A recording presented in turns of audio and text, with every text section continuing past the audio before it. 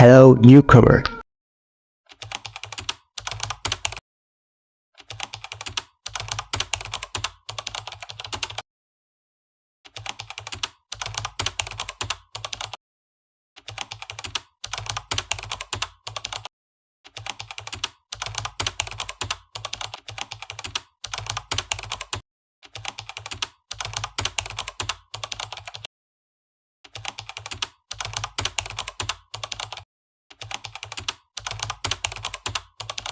There's so much more that could be done, and giving us $750 if you can even apply for it is ridiculous.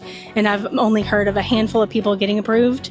$750 isn't going to do anything even if you do get approved. Not with the damage we're seeing, not with the hurting that people are going through right now.